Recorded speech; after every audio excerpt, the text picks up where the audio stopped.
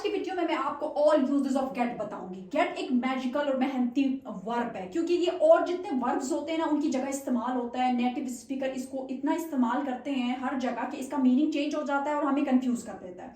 ठीक है, तो कंफ्यूज होने की जरूरत नहीं है। बहुत से ऐसे वर्ब हैं जिनकी जगह ये जो है कहता है मैं काम कर लूंगा, आप काम ना करो।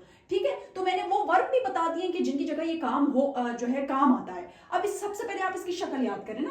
बेस फॉर्म ये है, सेकंड ये है, और थर्ड जो है गॉटन भी हो सकता है, गॉट भी है, और गेटिंग फोर्थ है, और गेट्स जो है प्रेजेंट इंडेफिनिट में इस्तेमाल होता है ही शी इट सिंगल नेम के साथ। ठीक है, तो पहले हम इसका इस्तेमाल देखते हैं। गेट का जो मतलब होता है ना होना, हो रहा, उसके लिए हम बिकम का इस्तेमाल करते हैं, लेकिन कुछ मीनिंग में तब्दीली उसमें हो जाती है। जैसे कि अगर देखो अंधेरा हो रहा है तो नेटिव स्पीकर जो है हमने ज्यादा यही सुना है इट इज गेटिंग डार्क। तो जो चीज हम सबसे ज्यादा सुनते हैं ना तो वही नेचुरल भी लगती है और वही सही भी लगती है। तो इट इज बिकमिंग डार्क भी अगर मैं कहती हूँ ना तो ग्रामेटिकली वो भी करेक्ट है, लेकिन सुनने में इतना जो है हमने उसको इतना सुना नहीं है। ठीक है, तो फोर्थ फॉर्म क्योंकि ये प्रेजेंट कॉन्टिन्यूअस है तो अब आपको इसको नेगेटिव भी बनाना आना चाहिए, इंट्रोगेटिव भी बनाना आना चाहिए। It is not getting dark, is it getting dark, इस तरह। ठीक है, तुम मोटी हो रही हो तो होना का इसमें मीनिंग आ रहा है यू आर गेटिंग फैट। तो गेटिंग का इसमें मतलब क्या है? होना। और कौन सी फॉर्म है ये? Fourth form. और क्यों है? क्योंकि प्रेजेंट कॉन्टिन्यूअस है। मैं बार बार कहती हूँ जब भी मैं वीडियो बनाती हूँ कि टेंसेस जो है ना 12 टेंसेस, इनको अच्छे तरीके से याद कर ले, क्योंकि उसको आप अच्छे तरीके से याद कर लेंगे ना तो बाकी जितना हम ग्रामर का सीखते हैं ना वो उसमें कहीं ना कहीं हम उन चीजों को उसमें फिक्स कर रहे होते हैं। ठीक है, तो यू बस रूल्स आपको आने चाहिए। यू आर गेटिंग फैट, वो गुस्सा क्यों हुई? अब ये पास्ट का है और पास्ट का क्वेश्चन है जो है WH क्वेश्चन से बनता है। व्हाई, फिर डिड शी गेट एंग्री।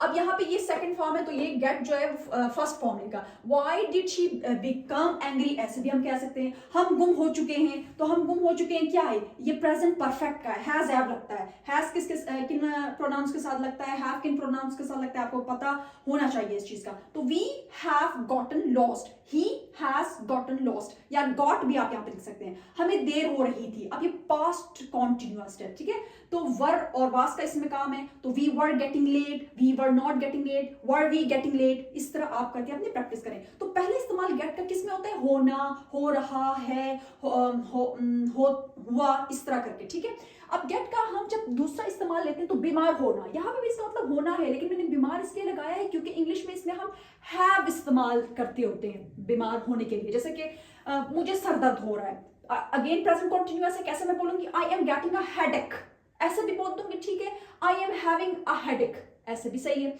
अच्छा, उसे सर दर्द है, ही गेट अ हेडेक, और सॉरी यहाँ पे हैज आता है, ही शी के साथ और नेम के साथ हैज आएगा। He has a headache, she has a headache, Aamna has a headache, they have a headache, you have a headache. ठीक है, तो गेट भी लगा ले, हैज और हैव भी लगा ले, बनता है अली को बुखार हो गया है। तो अब हम इसको कैसे बोलेंगे? Ali has got a fever. तो ये ज्यादा हम बोलते हैं, नेचुरल भी हमें लगता है। अगर मैं कहूं Ali has had a fever, had का यहाँ पे क्या मतलब है? जो मेन वर्ब की तरह है, होना, क्योंकि हैव का पास्ट क्या होता है? हैड होता है ना। तो मैं हैड लगा के बना लूं, मैं गॉट लगा के बना लूं, दोनों का मतलब क्या है? बीमार होना। बस इस चीज को आपने समझना है। इस गेट का कोई एक मीनिंग नहीं है जो कि मैं आपको बताऊं और आप उसको रट लें। ठीक है, अगला है सफर के बाद मेरी तबीयत खराब हो जाती है, हो जाएगी, फ्यूचर का है ना, यानी मैं बीमार हो जाऊंगा। I will get sick after the journey. तो गेट का यहाँ पे क्या मतलब है? होना, हो जाऊंगा। अगर आप कहते हैं कि इसको हम हैव से बनाएं तो इस तरह नहीं बनाएंगे। आई विल हैव सिक, सिक एक वो है, इसमें सिफ्थ, ठीक है, एडजेक्टिव है। तो आई विल हैव सिक नहीं, सिक को मुझे नाउन बनाना पड़ेगा। I will have sickness after the journey, लेकिन हम ग्रामेटिकली तो करेक्ट है, लेकिन स्पीकिंग में इसका इस्तेमाल हमने इतना सुना नहीं है। तो अगर मैं इस जुमले को ऐसे कर दूं, I will have motion sickness after the journey. अब मोशन सिकनेस क्या होता है? मोशन सिकनेस जब हम गाड़ी में बैठते हैं और उसके बाद जब हम अपने डेस्टिनेशन पे पहुंचते हैं तो हमें ऐसा लगता है कि चीजें अभी भी हिल रही हैं, मतली सा आना, चक्कर सा आना, तो उसे मोशन सिकनेस कहते हैं। ठीक है, तो अगर हैव लगा के हमने बनाना है तो सिक को हमें नाउन बनाना होगा। इस तरह छोटी छोटी चीजों का ना हमें इंग्लिश ग्रामर में ख्याल रखना है। अच्छा, अब गेट का इस्तेमाल क्या है? बाय की जगह पे हम इसको इस्तेमाल कर सकते हैं, मतलब खरीदना, पैसे देकर। ठीक है, यहाँ पे पैसे देकर मैंने इसको इसलिए कहा है कि मैं आपको समझाती हूँ। मैंने नई गाड़ी खरीदी या मैंने नई गाड़ी ले ली, दोनों तरह से इसका तर्जुमा हो सकता है। आई गॉट अ न्यू कार। अब पास्ट इंडेफिनिट है ना, आई गॉट अ न्यू कार दोनों तरीके से होता है। अगर मेरे को मेरी नई गाड़ी ले ली तो इसका ये मतलब भी हो सकता है कि मैंने किसी से भाई से ले ली, दोस्त से ले ली, लेकिन यहाँ पे खरीदने का सेंस है, तो खरीदने के लिए भी हम गेट का इस्तेमाल कर सकते हैं। वो नए जोड़े खरीदती है, प्रेजेंट इंडेफिनिट में she gets some new dresses, she buys some new dresses. कुछ दूध खरीदो, ठीक है, तो buy some milk, get some milk. और कुछ माल्टे खरीदते हैं तो let's get some oranges, let's buy some oranges, ठीक है। तो यहाँ पे आपने देखा कि अगर आप बिकम, हैव और बाय को इस्तेमाल ना करके गेट को भी इस्तेमाल कर लें तो गेट जो है इसी वजह से इसको मेहनती और मैजिकल वर्ड कहा जाता है। अब ये तो पहले 3 इसके इस्तेमाल थे, अब बाकी इसके और इस्तेमाल देखते हैं। गेट के अब हम और इस्तेमाल देखेंगे। गेट का अब यहाँ पे इनका इस्तेमाल अलग है। गेट को हम रिसीव की जगह इस्तेमाल कर सकते हैं, इस वर्ब की जगह इस्तेमाल कर सकते हैं। यहाँ पे इसका क्या मतलब हो जाता है, हासिल करना, मिलना। अब ये टेंसेस मैंने पास्ट में ही बनाए हैं, जिसके उसे इनाम मिला, he got an award। Second form he received, अगर से बनाना तो he received an award, उसे इनाम मिल रहा है तो he is getting an award। तो हर टेंस में आप इसको चेंज करें, ठीक है। क्या तुम्हें पार्सल मिला, अब पास्ट इंडेफिनिट का सवाल है, did you get your parcel, ये सेकंड है तो ये फर्स्ट में रहेगा। did you received your parcel, ऐसे भी हो सकता है। इसे नई नौकरी मिली तो she got a new job, she received यहाँ पे अब वो इनकरेक्ट हो जाएगा, ठीक है। तो she got a new job, क्या मतलब इसका, मिलना, हासिल होना, उसे तोहफा मिला। she got a gift, तो यहाँ पे got का क्या मतलब आ रहा है, मिलना, हासिल होना। अब यहाँ पे get का क्या मतलब है, अंडरस्टैंड की जगह आप इसको इस्तेमाल कर सकते हैं, समझ आना, ठीक है, मुझे समझ आ गई, आई गॉट इट। उससे कई दफा लोगों ने पूछा था कि आई, जब मैं वीडियोस बनाती कि आई गॉट इट का क्या मतलब होता है, तो अंडरस्टूड की जगह हम गॉट को इस्तेमाल कर सकते हैं। यहाँ पे इसका मतलब अलग हो गया, गॉट का क्या मतलब हो गया, समझ आना, आई गॉट इट, मुझे समझ आ गई। उसे मजाक समझ नहीं आया, अगेन पास्ट इंडेफिनिट में है और उसका नेगेटिव है, शी डिड नॉट या he did not get the joke, ठीक है।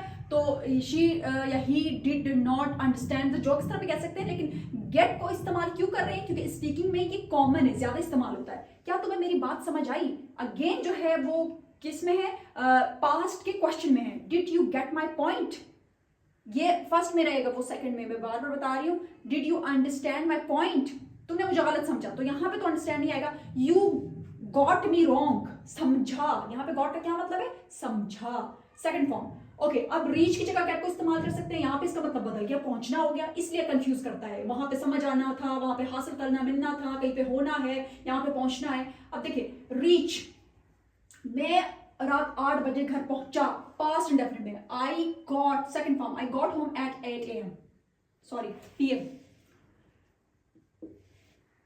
अगर रीच से बनाना हो, I reached home at PM, क्या वो वक्त पर स्कूल पहुंच जाएगी। अब ये क्वेश्चन है फ्यूचर इंडेफिनिट का, will she get school on time, first form लेके आएंगे ना, रीच से बनाना है, will she reach school on time, वो स्टेशन पर नहीं पहुंचे। अब ये पास्ट इंडेफिनिट का जो क्या है वो नेगेटिव है, दे डिड नॉट गेट, यहाँ पे क्या मतलब है गेट का, पहुंचे, they did not get to the station. अगर आपने रीच से बनाना है तो फिर इस बात का ख्याल रखना होगा कि रीच अपने बाद टू नहीं लेता, ठीक है। मैंने यहाँ पे लिखा हुआ है दे did not reach the station, फिर रीच के बाद अपने टू नहीं लगाना, ठीक है। तो यहाँ पे हमने गेट का इस्तेमाल रिसीव, अंडरस्टैंड और रीच की जगह पे। ओके, गेट का इस्तेमाल हम ब्रिंग की जगह करते हैं, इस वर्ब की जगह लाना, वो दुकान से दवा लाया, पास्ट इंडेफिनिट का, he got medicine from the shop, second form, या he bought medicine from the shop, मेज लाओ, ठीक है, मेज वहां पड़ी, मैं कह रही हूँ मेज लाओ, गेट द टेबल या ब्रिंग द टेबल, मेरे लिए पानी का गिलास लाओ, get me a glass of water या bring me a glass of water, क्या तुम कुर्सी ला सकते हो। अब जब मॉडल वर्ब के साथ भी कर सकते हैं, can you get that chair, that वो के लिए, तो can you bring that chair, वो मेरे लिए कपड़े नहीं लाया था, he had not got me clothes। हम find वर्ब की जगह कर सकते हैं, मिलना, मिली के लिए, यहाँ पे भी इसका मतलब ये होगा क्या तुम्हें तुम्हारा पेन मिला है, present perfect, have you got your pen, have you found your pen, क्या तुम्हें किताब मिली, तो ये पास्ट इंडेफिनिट का क्वेश्चन है, did you get the book, did you find the book, मुझे मेरी चाबियां मिल गई, I got my keys, I found my keys, ठीक है। और अब हम गेट का इस्तेमाल अर्न, कमाना, इस वर्ब की जगह भी कर सकते हैं, वो महीने के 50,000 रुपए कमाती है, तो she gets 50,000 rupees a month, यहाँ पे इसका मतलब क्या हो गया गेट्स का कमाना, तो she earns 50,000 rupees a month. तुम्हें इस काम से कितने पैसे मिलते हैं या तुम इस काम से कितने पैसे कमाते हो, how much do you get from this work, ठीक है, या अर्न फ्रॉम दिस वर्क, एक दिन तुम बहुत पैसे कमाओगे, यू विल गेट। अब फ्यूचर का है ना, अब फ्यूचर का है, सॉरी यहाँ पे मैंने क्वेश्चन मार्क लगाया है, फुल स्टॉप आता है, you will get a lot of money one day, और या ऐसे भी कर सकते हैं you will earn a lot of money one day. तो यहां पे हमने गेट का इस्तेमाल ब्रिंग, फाइंड और अर्न की जगह पे देखा। 10 इसका इंपॉर्टेंट इस्तेमाल गेट का एज अ पॉजिटिव वर्ब, करवाना, यानी आप किसी से काम करवाते हैं। मैंने बाल कटवाए, ये पास्ट में है, सेकंड फॉर्म आएगी I got my hair cut, ठीक है। कट की तीनों फॉर्म एक जैसी होती है। पैसिव है, वर्ब की थर्ड फॉर्म, लेकिन इसको हम एक्टिव में भी बनाते हैं, लेकिन वर्ब की फर्स्ट फॉर्म रखती है। मैंने नाई से बाल कटवाए, इसमें मैंने जिक्र किया कि नाई से कटवाए, तो I got the barber to cut my hair. जब एक्टिव में बनाते हैं तो गॉट अपने साथ क्या लेता है, टू लेता है, ठीक है। इसी तरह एक और पैसिव का है, हमने घर रंग करवाया, अब पेंटर से ही रंगवाया होगा, उसका जिक्र नहीं है तो ये पैसिव में है। We got the house painted, तो पैसिव में वर्ब की थर्ड फॉर्म लगती है। अब एक्टिव में जब हम बनाएंगे, हमने रंग वाले से घर रंगवाया, पास्ट में किया और एक्टिव में किया, we got the painter to paint the house. इंशाल्लाह पॉजिटिव वर्ब बहुत इंपॉर्टेंट टॉपिक है, इससे रिलेटेड जितने और पॉजिटिव वर्ब है इससे रिलेटेड मैं सेपरेट जरूर वीडियो बनाऊंगी। ओके, अब हम अगला देखते हैं, gate a chance. Gate a chance क्या होता है, मौका मिला। ये जुमले में इस तरह होके आएगा, यहां पे भी इसका गेट का क्या मतलब है, मिला, मुझे बोलने का मौका नहीं मिला, पास्ट इंडेफिनिट में। I did not get a chance to speak, अगर मेरे को मुझे बोलने का मौका मिला, I got a chance to speak, ठीक है। हमें आखिरकार सफर का मौका मिला, वी फाइनली गॉट, पास्ट में है, अ चांस टू ट्रैवल। अगर मैं इसको फ्यूचर में करूं, हमें सफर का मौका मिलेगा, वी विल, ठीक है, get a chance to travel. अच्छा, अब यहां पे बी की जगह भी हम गेट को इस्तेमाल कर सकते हैं, बी बनो या हो जाओ, गेट स्मार्ट, होशियार बनो, होशियार हो जाओ, बी स्मार्ट भी कह सकते हैं। अच्छा, अपने करियर, अपने मुस्तकबिल के बारे में संजीदा हो जाओ या संजीदा बन जाओ, तो get serious about your career, ऐसे भी कह सकते हैं, be serious about your career. Get ready, तैयार हो जाओ, बी रेडी। गेट क्वाइट, खामोश हो जाओ, be quiet. Get well soon, जल्दी क्या हो जाओ, सेहतमंद हो जाओ, लेकिन यहाँ पे बी का इस्तेमाल नहीं कर सकते, ठीक है। तो बी की जगह भी हम गेट को इस्तेमाल कर सकते हैं। तो यहाँ पे हमने गेट का इस्तेमाल एज ए पॉजिटिव और गेट अ चांस की सूरत में आता है, और बी की जगह भी सेंटेंसेस में आता है। ओके, गेट का इस्तेमाल अब हम देखना है 13वां इंपॉर्टेंट इस्तेमाल पार्टिसिपल के साथ, ठीक है।